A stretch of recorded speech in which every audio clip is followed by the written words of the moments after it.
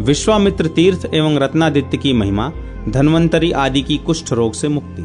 ऋषि बोले, हाटकेश्वर क्षेत्र में जो 3 पुण्यदायक क्षेत्र हैं उनका वर्णन हमने सुना। अब हम विश्वामित्र जी के तीर्थ का महात्म्य सुनना चाहते हैं। सूत जी ने कहा, विप्रवरो, विश्वामित्र जी के गुणों का पार नहीं है। वे क्षत्रिय कुल में उत्पन्न होकर भी अपनी तपस्या के प्रभाव से ब्राह्मणत्व को प्राप्त हो गए। राजा त्रिशंकु अंत्यज भाव को प्राप्त थे, तो भी उनके यज्ञ में उन्होंने प्रत्यक्ष यज्ञ भाग भोगी देवताओं का निर्माण किया। पूर्व काल में ब्रह्मा जी के साथ स्पर्धा करके विश्वामित्र जी ने नूतन सृष्टि रचना प्रारंभ की थी। उस समय देवताओं ने उनके चरणों पर गिरकर उन्हें इस कार्य से विरत किया था। श्रेष्ठ ब्राह्मणों, महात्मा विश्वामित्र ने हाटकेश्वर क्षेत्र में बिना किसी शस्त्र के केवल अपने हाथ से कुंड निर्माण किया था, जो सब पातकों का नाश करने वाला है। उसके भीतर ध्यान करके उन्होंने पाताल गंगा को बुलाया। उनका निर्मल जल पाताल से मर्त्यलोक में प्रकट हुआ है, जो परम स्वादिष्ट तथा स्नान करने से सब पातकों का नाश करने वाला है। उन्होंने वहां भगवान सूर्य देव को भी स्थापित किया है। जो मनुष्य सप्तमी एवं रविवार के संयोग में माघ मास के शुक्ल पक्ष में सूर्योदय के समय उस शुभ कुंड में स्नान करता है, वह समस्त कुष्ठ रोगों और पापों से मुक्त होता है। उस कुंड के पश्चिम और उत्तर कोण में धन्वंतरी द्वारा निर्मित एक वापी है, जो महान जलराशि से परिपूर्ण है। वह सब रोगों का नाश करने वाली है। पूर्व काल में वहां उदार बुद्धि धन्वंतरी जी ने एकाग्रता पूर्वक सूर्य देव का ध्यान करते हुए तपस्या की। दीर्घ काल के पश्चात भगवान सूर्य उन पर संतुष्ट हुए और बोले, वर मांगो। धन्वंतरी ने कहा, प्रभो, जो मनुष्य भक्ति पूर्वक इस कुंड में स्नान करे, उसके सब रोगों का नाश हो जाए। श्री भगवान बोले, आज के उत्तम दिन रविवार एवं सप्तमी के शुभ योग में जो मनुष्य एकाग्र चित्त हो सूर्योदय काल में स्नान करेगा, उसके सब रोग नष्ट हो जाएंगे। ऐसा कहकर सुर श्रेष्ठ सूर्यदेव अंतर ध्यान हो गए। ब्राह्मणों, एक समय पूर्व कर्मों के फलस्वरूप राजा धन्वंतरी को कोढ़ का रोग हुआ, जिसकी चिकित्सा तीनों लोकों में असंभव हो गई। संसार में कोई ऐसी दवा नहीं थी जो उन्होंने न की हो, कोई दान नहीं जो उन्होंने न दिया हो। वे ज्यों ज्यों दवा करते और दान देते थे, त्यों त्यों रोग बढ़ता ही जाता था और उससे उनका शरीर अत्यंत दुर्बल होता जाता था। तब उन्हें इस जीवन से वैराग्य हो गया और उन्होंने पुत्र को राज्य पर बिठाकर अग्नि में प्रवेश कर जाने की इच्छा की। ब्राह्मणों को दान देकर देवताओं का पूजन किया, फिर मित्रों एवं हितैषियों से मिलजुल कर वार्तालाप करके पुत्र को कर्तव्य का उपदेश दिया। इसके बाद वे अग्नि में प्रवेश करने को तैयार हुए। इतने में ही स्वेच्छानुसार घूमता हुआ कोई दिव्य रूपधारी तीर्थयात्री भी वहां आ पहुंचा। उसने राजा के संपूर्ण नगर को व्याकुल देखकर किसी से पूछा, यह समस्त नगर व्याकुल क्यों है? उसने कहा, यहाँ के राजा कुष्ठ रोग से पीड़ित हैं, अतः स्त्री सहित अग्नि में प्रवेश कर जाएंगे। इसी से संपूर्ण नगर में व्याकुलता छा रही है। यह सुनकर वह तीर्थयात्री शीघ्र ही राजा के समीप गया और सबको जीवन दान देता हुआ बोला, राजन, एक तीर्थ है जहां सब रोगों और व्याधियों का नाश हो जाता है। उसके रहते हुए आप अग्नि में प्रवेश न करें। भूपाल, जैसा आज आपका शरीर है, ऐसा ही पहले मेरा भी था। रविवार और सप्तमी का योग आने पर जो रोगी मनुष्य सूर्योदय के समय उस तीर्थ में स्नान करता है, वह क्षण भर में सब रोगों और पापों से मुक्त हो दिव्य शरीर पा लेता है, उसका कायाकल्प हो जाता है। राजा ने पूछा, ऐसा तीर्थ किस देश में है? शीघ्र बतलाओ। कार्पटिक बोला, इस भूतल पर नगर नाम से प्रसिद्ध उत्तम क्षेत्र है। वहां भगवान जलाशायी के पश्चिम और उत्तर दिशा में विश्वामित्र जी का परम पुण्यमय तीर्थ है। वहां जाकर तुम भी रविवार और सप्तमी के योग में स्नान करो, जिससे तुम्हारा रोग और पातक नष्ट हो जाए। यह सुनकर राजा धन्वंतरी उस तीर्थयात्री के साथ शीघ्र उक्त तीर्थ में गए और वहां माघ मास की सप्तमी एवं रविवार के योग में स्नान किया। स्नान करते ही वे तत्काल कुष्ठ रोग से मुक्त हो गए और उनका शरीर दिव्य हो गया। तत्पश्चात उन्होंने उस तीर्थयात्री से कहा, भैया, तुम्हारे ही प्रसाद से मैं इस भयंकर रोग से छुटकारा पा सका हूं। अब तुम अपने घर को जाओ। मैं यहीं झरने के समीप स्त्री सहित रहकर तपस्या करूंगा। राज्य सिंहासन पर अपने पुत्र को बिठा दिया है, वह राज्य शासन करने में पूर्णतः समर्थ है। ऐसा कहकर राजा ने उस तीर्थयात्री को तथा अन्यान्य सेवकों को अपने अपने घर भेज दिया और स्वयं अपनी स्त्रियों सहित सुंदर आश्रम बनाकर रहने लगे। समयानुसार तपस्या से उन्हें उत्तम सिद्धि प्राप्त हुई। तत्पश्चात वह तीर्थ उन्हीं के नाम से तीनों लोकों में विख्यात हुआ। वह सब रोगों का नाश करने वाला, सुंदर तथा समस्त पापों का नाशक है। महात्मा राजा ने वहां देवाधिदेव भगवान सूर्य की भी स्थापना की थी, जो रत्नादित्य के नाम से विख्यात हुए। जो मनुष्य रविवार और सप्तमी के योग में वहां स्नान करके रत्नादित्य का दर्शन करता है, वह सब पापों से मुक्त हो सूर्य लोक में जाता है। विप्रवरो, हाटकेश्वर क्षेत्र के समीप किसी गांव में कोई पुरुष रहता था जो बूढ़ा और कोढ़ी था। फिर भी वह सदा दूसरों के पशुओं को चराता और उनका पालन किया करता था। एक समय की बात है, एक पशु घास के लोभ से रास्ता छोड़कर पर्वत के नीचे चला गया और उस तीर्थ के जल में गिर पड़ा। उस दिन रविवार और सप्तमी तिथि का योग था। उस बूढ़े ने जाते हुए पशु को नहीं देखा। जब वह भोजन करने के लिए अपने घर गया, तब उस पशु का स्वामी उसे फटकारता हुआ आया और बोला, आज मेरा वह पशु घर क्यों नहीं आया? शीघ्र जाकर उसे ले आ, नहीं तो तेरे प्राण ले लूंगा। यह सुनकर वह कोढ़ी भय से थरथर कांपता हुआ शीघ्र उस स्थान पर गया। रात की अंधेरी छाई हुई थी। उसने दूर से महाकुंड में गिरे हुए पशु का आर्तनाद सुना। तब उस गर्त में पहुंचकर उसने बड़े कष्ट से उस पशु को खींचकर कीच से बाहर निकाला। फिर उसे साथ ले धीरे धीरे घर को लौटा और उसके स्वामी को पशु सौंपकर अपनी झोपड़ी में गया। रात को तो वह सो गया। सवेरे उठने पर उस बड़भागी पुरुष ने जब अपने शरीर पर दृष्टिपात किया, तब उसे कुष्ठ रोग से रहित तथा उत्तम शोभा से संपन्न देखा। फिर उसने आश्चर्य में पड़कर सोचा, यह क्या है? रोग का नाश कैसे हो गया? निस्संदेह यह उसी तीर्थ के जल का प्रभाव है जिसमें मैंने पशु को निकालने के लिए प्रवेश किया था। तब वह उस उत्तम तीर्थ में जाकर भगवान सूर्य का ध्यान करता हुआ तपस्या करने लगा। अंत में उसने देव दुर्लभ सिद्धि प्राप्त कर ली। इसलिए पूर्णतः प्रयत्न करके वहां स्नान और भगवान सूर्य देव की पूजा करे। आज के कलिकाल में भी जो मनुष्य रविवार और सप्तमी का योग आने पर उस पुण्य जलाशय में स्नान करता है और भक्ति पूर्वक भगवान सूर्य को पूजता है, वह सब पापों से मुक्त हो जाता है। जो वहां सूर्य देव के सम्मुख 8000 गायत्री का जप करता है, वह समस्त रोगों और पापों से छूट जाता है। जो मनुष्य श्रद्धा पूर्वक भगवान सूर्य की प्रसन्नता के लिए वहां गोदान करता है, उसकी तो बात ही क्या है।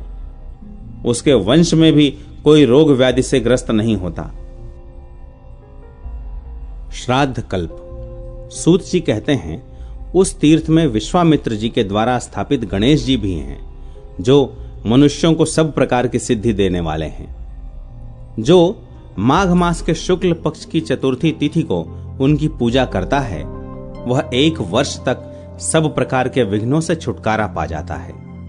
एक समय महामुनि मार्कंडेय जी राजा रोहिताश्व के यहाँ पधारे और यथा योग्य सत्कार ग्रहण करने के बाद उन्हें कथा सुनाने लगे। कथा के अंत में राजा रोहिताश्व ने कहा, भगवान, मैं श्राद्ध कल्प का यथार्थ रूप से श्रवण करना चाहता हूँ। मार्कंडेय जी बोले, राजन, यही बात आनर्त नरेश ने भर्तृ यज्ञ से पूछी थी, वही प्रसंग सुनाता हूँ। आनर्त ने पूछा, ब्राह्मण, श्राद्ध के लिए कौन सा समय विहित है? श्राद्धोपयोगी द्रव्य कौन है? श्राद्ध के लिए कौन कौन सी वस्तुएं पवित्र मानी गई हैं?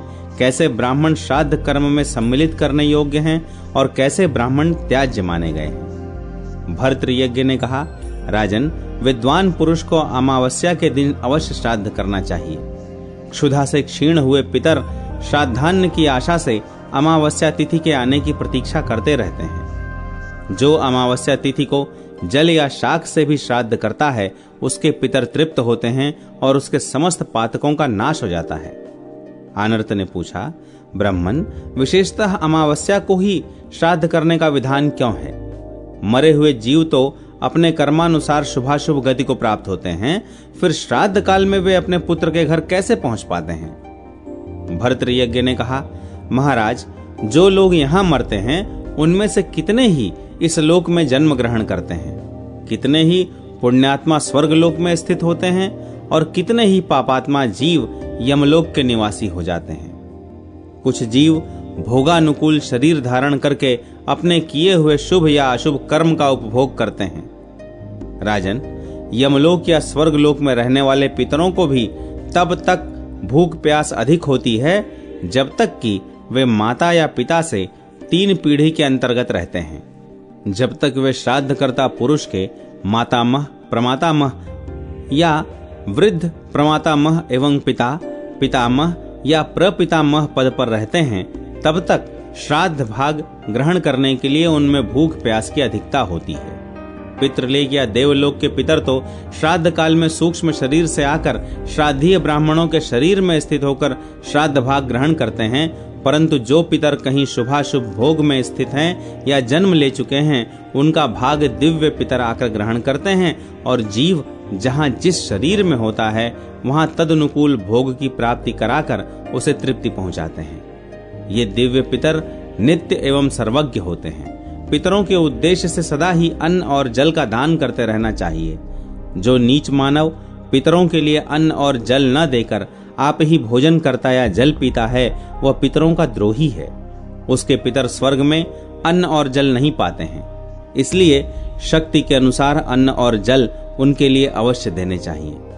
श्राद्ध द्वारा तृप्त किए हुए पितर मनुष्य को मनोवांछित भोग प्रदान करते हैं। श्राद्ध की आवश्यकता तथा समय। अनर्त नरेश ने पूछा, ब्राह्मण, श्राद्ध के लिए और भी तो नाना प्रकार के पवित्रतम काल हैं, फिर अमावस्या को ही विशेष रूप से श्राद्ध करने की बात क्यों कही गई है?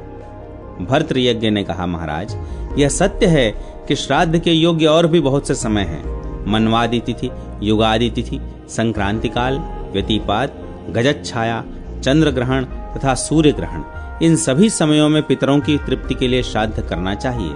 पुण्य तीर्थ, पुण्य मंदिर, श्राद्ध योग्य ब्राह्मण तथा श्राद्ध के योग्य उत्तम पदार्थ प्राप्त होने पर बुद्धिमान पुरुषों को बिना पर्व के भी श्राद्ध करना चाहिए। अमावस्या को जो विशेष रूप से श्राद्ध करने का आदेश दिया गया है, इसका कारण बताता हूँ, एकाग्रचित्त होकर सुनो। सूर्य की सहस्त्रों किरणों में जो सबसे प्रमुख है, उसी का नाम अमा है। उस अमा नामक प्रधान किरण के ही तेज से सूर्य देव तीनों लोकों को प्रकाशित करते हैं। उसी अमा में तिथि विशेष को चंद्रदेव निवास करते हैं, इसलिए उसका नाम अमावस्या है। यही कारण है कि अमावस्या प्रत्येक धर्म कार्य के लिए अक्षय फल देने वाली बताई गई है। श्राद्ध कर्म में तो इसका विशेष महत्व है ही।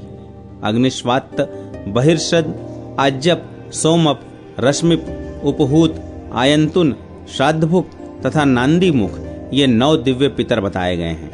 आदित्य, वसु, रुद्र तथा दोनों अश्विनी कुमार भी केवल नांदी मुख पितरों को छोड़कर शेष सभी को तृप्त करते हैं। ये पितृगण ब्रह्मा जी के समान बताए गए हैं, अतः पद्मयोनि ब्रह्मा जी उन्हें तृप्त करने के पश्चात सृष्टि कार्य प्रारंभ करते हैं। इनके सिवा दूसरे भी ऐसे मर्त्य पितर होते हैं जो स्वर्गलोक में निवास करते हैं। वे 2 प्रकार के देखे जाते हैं, एक तो सुखी हैं और दूसरे दुखी। मर्त्यलोक में रहने वाले वंशज जिनके लिए श्राद्ध करते और दान देते हैं, वे सभी वहां हर्ष में भरकर देवताओं के समान प्रसन्न होते हैं। जिनके लिए उनके वंशज कुछ भी दान नहीं करते, वे भूख प्यास से व्याकुल और दुखी देखे जाते हैं। एक समय की बात है, अग्निश्वात्त आदि सभी पितर देवराज इंद्र के पास गए। महाराज इंद्र ने उन्हें आया देख संपूर्ण देवताओं के साथ भक्ति पूर्वक उनका पूजन किया। इसके बाद जब वे देव दुर्लभ पितृलोक को जाने लगे, तब क्षुधा पिपासा से पीड़ित रहने वाले मर्त्य पितरों ने दिव्य स्तोत्रों से, पितृसूक्त के मंत्रों से तथा पितरों को संतुष्ट करने वाले अन्यान्य वैदिक स्तोत्रों से उन सब की स्तुति करके दीनता पूर्ण वचनों द्वारा उन्हें प्रसन्न किया। तब वे दिव्य पितर प्रसन्न होकर उनसे बोले, सुव्रतो, हम सब तुम लोगों पर प्रसन्न हैं, बोलो तुम क्या चाहते हो। मर्त्य पितर बोले, दिव्य पितृगण, हम मनुष्यों के पितर हैं। अपने कर्मों द्वारा मर्त्य लोक से स्वर्ग में आकर देवताओं के साथ निवास करते हैं, परंतु यहाँ हमें अत्यंत भयंकर भूख और प्यास का कष्ट होता है। जान पड़ता है हम आग में जल रहे हैं। यहाँ के नंदन आदि वनों में बड़े सुंदर सुंदर वृक्ष हैं, सब में फल लगे हुए हैं, परंतु उन फलों को जब हम हाथ में लेते हैं और यत्न पूर्वक जोर जोर से खींचते हैं, तो भी वे डाली से टूटकर अलग नहीं होते। प्यास से पीड़ित होकर यदि हम देव नदी गंगा का जल हाथ में उठाते हैं और पीते हैं, तब हमारे हाथ में उस जल का स्पर्श ही नहीं होता। इस स्वर्गलोक में कोई खाता पीता नहीं दिखाई देता, अतः यहाँ का निवास हमारे लिए अत्यंत भयंकर हो गया है। यहाँ जो देवता और गुह्यक आदि हैं वे सब विमान में बैठे हुए प्रसन्न चित्त दिखाई देते हैं। इन्हें भूख प्यास का कष्ट नहीं है। ये अनेक प्रकार के भोगों से संपन्न हैं। क्या हम सब लोग भी कभी ऐसे हो सकेंगे? भूख प्यास के कष्ट से रहित हो परम संतोष पा सकेंगे? दिव्य पितरों ने कहा, इंद्रादि देवता दूसरे दूसरे कार्यों में व्यग्र होकर जब हमारे लिए श्राद्ध नहीं करते, दान नहीं देते, तब हम लोगों की भी ऐसी ही कष्टपूर्ण दशा हो जाती है। उस समय हम वहां से आकर देवताओं से कहते हैं, प्रार्थना करते हैं। उसके बाद जब ये लोग श्राद्ध तर्पण द्वारा हमें तृप्त करते हैं, तब हमें तृप्ति प्राप्त होती है। इसी प्रकार तुम लोगों के जो वंशज एकाग्र चित्त हो तुम्हारे लिए श्राद्ध का दान देते हैं, उससे तुम लोग भी क्यों नहीं तृप्त होगे। जब प्रमादी वंशज पितरों का तर्पण नहीं करते, तब उनके पितर स्वर्ग में रहने पर भी भूख प्यास से व्याकुल हो जाते हैं। फिर जो यमलोक में पड़े हैं, उनके कष्ट का तो कहना ही क्या है। इतना कहकर दिव्य पितरों ने मर्त्य पितरों को साथ ले ब्रह्मा जी के समीप गमन किया और उनकी तथा अपनी शाश्वत तृप्ति के लिए उपाय पूछा। तब ब्रह्मा जी ने कहा, पितरों, यदि मनुष्य पिता, पितामह और प्रपितामह के उद्देश्य से तथा मातामह, प्रमातामह और वृद्ध प्रमातामह के उद्देश्य से श्राद्ध तर्पण करेंगे, तो उतने से ही उनके पिता और मातामह से लेकर मुझ तक सभी पितर तृप्त हो जाएंगे। जिस अन्न से मनुष्य अपने पितरों की तुष्टि के लिए श्रेष्ठ ब्राह्मणों को तृप्त करेगा और उसी से भक्ति पूर्वक पितरों के निमित्त पिंडदान भी देगा, उससे तुम्हें सनातन तृप्ति प्राप्त होगी। अमावस्या के दिन वंशजों द्वारा श्राद्ध और पिंड पाकर पितरों को 1 मास तक तृप्ति बनी रहेगी। सूर्य देव के कन्या राशि पर स्थित रहते समय आश्विन कृष्ण पक्ष में जो मनुष्य मृत्यु तिथि पर पितरों के लिए श्राद्ध करेंगे, उनके उस श्राद्ध से पितरों को 1 वर्ष तक तृप्ति बनी रहेगी। उस समय शाक के द्वारा भी जो तुम्हारा श्राद्ध नहीं करेगा, वह धनहीन चांडाल होगा। जो मनुष्य उसके साथ बैठना, सोना, खाना, पीना, छूना, छुलाना अथवा वार्तालाप आदि व्यवहार करेंगे, वे भी महापापी माने जाएंगे। उनके संतान की वृद्धि नहीं होगी। किसी प्रकार भी उन्हें सुख और धन धान्य की प्राप्ति नहीं होगी। यदि मनुष्य गया शीर्ष में जाकर 1 बार भी श्राद्ध कर देंगे, तो उसके प्रभाव से तुम सभी पितर सदा के लिए तृप्त हो जाओगे। भर्तृयज्ञ कहते हैं, राजन, ऐसा जानकर विज्ञ पुरुष को चाहिए कि पितरों को तृप्त करने की इच्छा रखकर वह उक्त समयों में श्राद्ध अवश्य करे। इहलोक और परलोक में उन्नति चाहने वाले पुरुष को विशेषतः गया शीर्ष में जाकर श्राद्ध करना चाहिए। जो मनुष्य अमावस्या के दिन श्राद्ध नहीं करता, उसके पितर भूख प्यास से पीड़ित हो बहुत दुखी होते हैं। मन ही मन तृप्ति की अभिलाषा रखकर वे प्रेत पक्ष की प्रतीक्षा करते रहते हैं।